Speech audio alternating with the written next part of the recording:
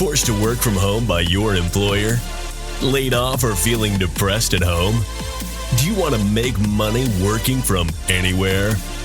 We'll show you how to do it from your couch.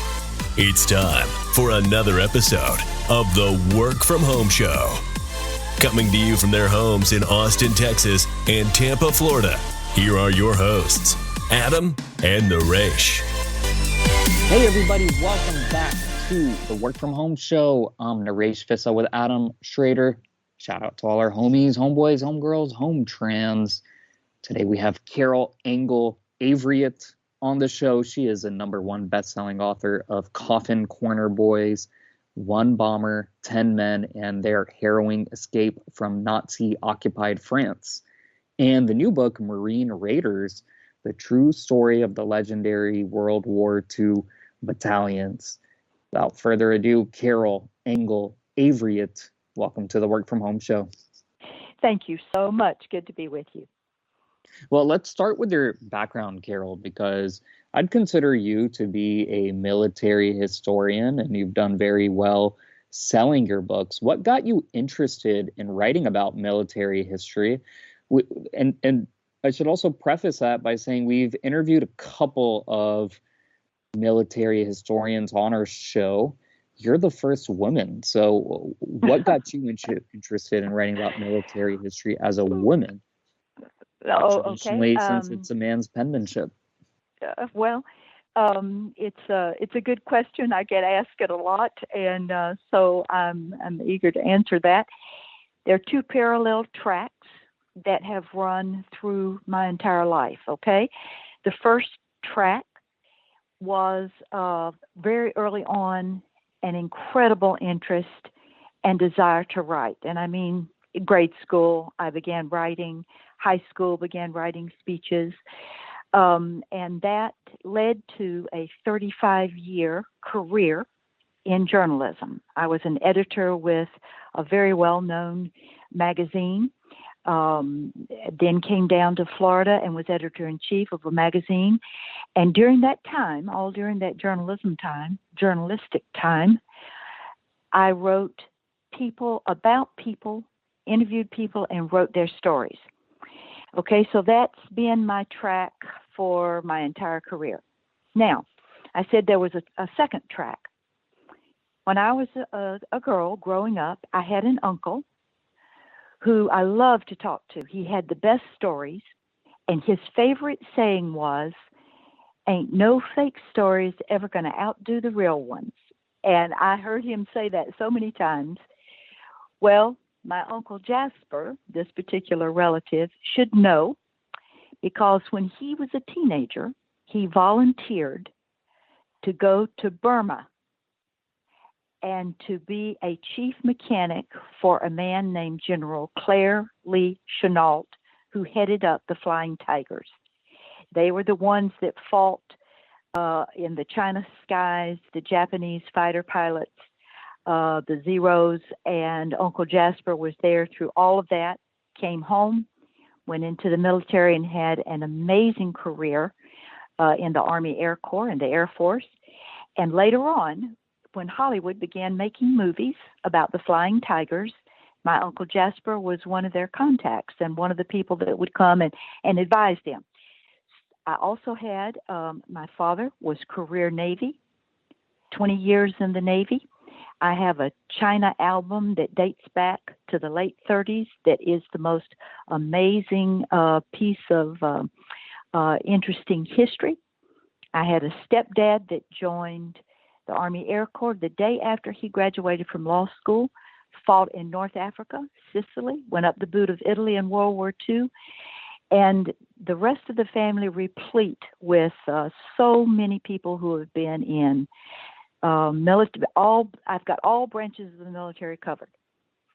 So a few years ago, to make the decision to begin writing military histories was such an easy one for me. It was just a natural extension of a long journey in journalism and my love of military history and hearing these stories of these significant people in my lives growing up and the things that they did during time of war, and also just as part of the military.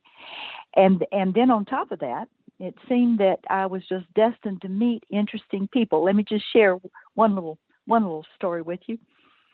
When I was 13, I decided I needed extra money, and so I went to a very nice family clothing store and just presented myself, and the owner hired me as a stock girl. And I worked there every summer up until I was 19 years old, actually. And one of the ladies that worked there befriended me. She was such a funny lady. She had a great sense of humor and began telling me stories about when she was married to a certain man. And Hollywood, she told me, had made a couple of movies of their lives. And I just couldn't believe that. Well, I was too young at the time to really appreciate, but later on as I grew older, her name was Lucy Tibbetts, and her husband had been General Paul Tibbetts, who was the pilot of the Enola Gay. And so just hearing these stories of people that surrounded me all my life just made me absolutely love. I love military history. One of my majors in college was history, and I specialized in military history. So just like my Uncle Jasper said, ain't no fake stories ever going to outdo the real ones. And these military history stories are fabulous. Yeah, speaking of that, I mean, in reading over, what your two main books, The Coffin Corner Boys and The Marine Raiders, it really surprised me that stories like these would go untold for so long. So how did you find them? Because I feel like, especially, your Coffin Corner Boys, like that has Hollywood movies screaming all over it. You'd think that somebody would have written that back in, the 50s and made, however much money, like hand over fist, writing something like that. So how do you find these stories? Okay, there are a couple of things. Sometimes these men that fought in these wars, especially I think World War II and Korea, simply came home, and they often never told their stories to anyone. They really didn't speak of their war experiences very much at all. And if they did, it might just be a little here and a little there. My stepdad was in for 4 years, came out as a lieutenant colonel, field grade commission, so he must have done extraordinary things. And my entire life, I only heard him say two statements about those 4 years in wartime. The first one was, when we were in Italy, the potatoes were so small we had to eat them skin and all. The second statement was, in springtime, the fields in Italy were so muddy we sank down to our kneecaps. And that was it. So a lot of men returned, and they just simply didn't talk about their war experiences. But often they would wait until very late in life to begin revealing what these stories are. And if you can meet someone who is still living now, a World War II, and of course we're losing our World War II veterans rapidly, but they will now open up oftentimes and tell. And I've had families contact me, especially after Coffin Corner Boys came out, and I've already had people with members in the Marine Corps who fought in World War II. And they said, we cannot wait to read these books because our dad or our granddad or my uncle never spoke about it. And so we want to read these books to see what they experienced and what it was like. So it's just my honor to do it. I just absolutely love hearing the stories. I love writing about them, and I love supplying these families that really don't know a lot about, oftentimes don't know a lot about what their relatives did, the sacrifices that they made during the war. So it's just been a privilege and an honor to get to do this, really. I want to talk a little bit more about your new book, Marine Raiders, a true story of the legendary World War II battalion. So just tell us a little bit more about the Marine Raiders and how you found out about them. Okay. I have found, and I think this is probably true pretty much across the board, people tend to know a bit more about the World War II European theater than they really do about what happened in the Pacific. And I was actually at a book signing for Coffin Corner Boys, and I had a gentleman. This was at a military history club that I had given a presentation and a book signing, and I had a gentleman come up and say, "Well, what are you going to write about next?" And I said, "Well, this was about 4 years ago," and I said, "Well, I really haven't decided. I'm still, casting about to decide." He said, "Well, what about Marine Raiders?" And I said, "Well, admittedly, I've heard of them, but I don't really know a lot about them." Well, he disappeared, and he came back about 15 minutes later, and he was carrying an old 8-track tape of a movie that was made in 1943 titled Gung Ho, and it was about Marine Raiders. And so I came home and had that thing converted into something that I could watch, and watched it and just loved it, became fascinated with it. Went up to D.C. I was doing some research on another project, decided while I was there I would look into that, ran into a man at Quantico who had started collecting World War II Marine Raider memorabilia. And Lieutenant Colonel Joe Shushko actually wrote the foreword for my book. He really was the one that introduced me to World War II Raiders. And they were our first large official special forces units in the military. Now, there were some other smaller units that were tended toward being special forces, but this was really the first. They only lasted about 20 months, but their deeds were absolutely fabulous. They went in D-Day, Guadalcanal, August 7th, 1942, and actually began the ground war against the Japanese at that point. Spectacular deeds. The Marine Raiders of World War II just received one Medal of Honor, one Navy Cross after another. In fact, in one battle that's known as the Battle of Bloody Ridge, a very well-known World War II battle that the Raiders were involved in, it was about a 36, 38-hour just bloodbath, brutal. And during that 36, 38-hour period, a Marine Raider was awarded later a Navy Cross at the rate of about one every 70 minutes. Isn't that astounding? That's that's some good work. I mean, it's just amazing. And then here is the neatest part of this Marine Raider story. So the other branches of the service up through 50s, 60s, 70s, 80s, 90s had their own Special Forces unit. Guess who did not have one? The Marine Corps.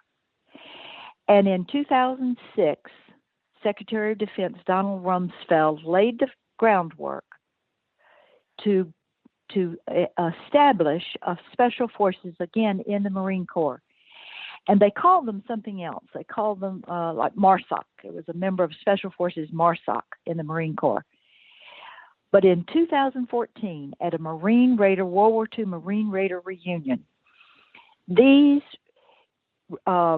remaining lasting World War II Raiders that were there at the reunion from World War II, of course, now they were in their 80s and 90s, convinced the Commandant of the Marine Corps to reinstate the name Raider.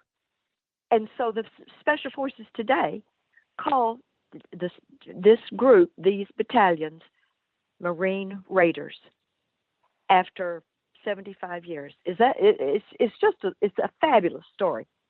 In fact, in September, I've been invited to come up and speak to these new young Marine Raiders at Camp Lejeune. I'm so looking forward to it.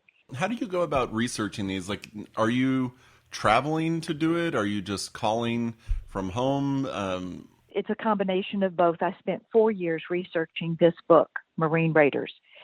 I've been to Quantico 4 or 5 times.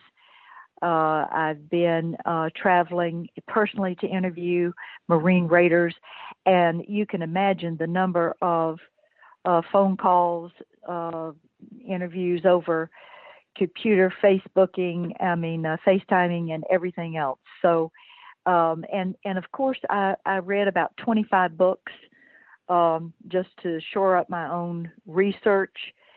But the primary source for Marine Raiders were three men that I was able to interview extensively. Two of them passed away, unfortunately, during the writing of the book. I was the last to interview both of those World War II Marine Raiders. The third turned 100, and just a delight still to talk to. It was just so much fun, and to hear their stories, to be able to record them, was just remarkable. The fourth raider that I wrote about, the family had an extensive backlog of all of his letters that he had written from Guadalcanal back home, and the diary entries of his mother during that time while he was away at war. So I had primary sources all the way for this book. It was just a fabulous research treasure trove, really. Carole, I want to talk a little bit about the promotion of your books, because like I mentioned at the beginning, your books have sold extremely well. How did you get your book deals? How did you promote the books to where you were able to sell so many copies? And how did you get your name out there as an author? Well, I actually, because I had been in the magazine industry for so many years, I already had a substantial backlog of people who had followed my magazine articles and so on and so forth. So I had that going for me, if you will. The next thing is that because of just my knowledge of the military, I knew that the United States is filled with military history clubs, military officers clubs, all sorts of those kinds of groups, even some of them still named just by, the squadron, let's say, or the unit or the Air Force unit that they were in, or the Army unit that they were in. And so I just began contacting a lot of them, and I go and I speak. I take some books with me. They are always such, it's really preaching to the choir when you have retired military. And but I have also found that just casual readers have loved hearing about the history of these men and those that fought for our country. So basically that's been, and of course just word of mouth then too, has been great. What advice do you have for kind of aspiring authors, people who don't have all those years of magazine writing experience and all that whole network? Kind of what advice would you give to somebody who was maybe writing their first book, whether it's fiction or nonfiction? Kind of what tips would you have for them? I'm in contact with young authors. In fact, there's one that I'm helping right now, try to work up a book proposal. I think the biggest thing, two things. You've got to decide what you really love to think about, study about, read about. What do you like? Is gardening your thing? Is architecture your thing? Is history? Whatever it is, decide what just really turns you on, what you just would love to sit down and just read and study, with as much time as you've got. The second thing is you just have to put pen to paper or your fingers to the computer. I always write my first drafts in longhand. I've done that all my life. And then of course I enter them, transcribe them into the computer. I wrote about 3 drafts for Marine Raiders. It takes a lot of writing, and you'll hear all kinds of authors say writing is really rewriting. Don't ever be upset if you turn in something to a publisher or an agent or another editor and they begin to change it. I've gone through that as much as I've written. Probably close to 2,000 magazine articles and 7 books. This is my 3rd military history book. So writing is practice. You have to practice it every day, just like you do if you decided you wanted to take up golf. You've got to go out and hit a bucket of balls every day. And it's the same with writing. You've got to sit down, even on the days you don't feel like it, And I know there have been times my husband is in a completely different kind of field, and he had never been around a writer till he married me. He'd come home from work and he'd say, "Well, did you get a chapter done today?" I said, "Are you kidding? I got one good paragraph done today." So you just have to keep at it. And those are the two things. Decide what you really like, what really is your passion, what you love to read about, learn about, talk about, and then sit down and start writing and just keep at it every day. That's Carole Engle Avriett, #1 best-selling author of Coffin Corner Boys and the new book Marine Raiders. They're both available on Amazon. Carole, any other final thoughts you'd like to share with our listeners, or anything else you'd like to promote? And also, if you have a website, please share that. Okay.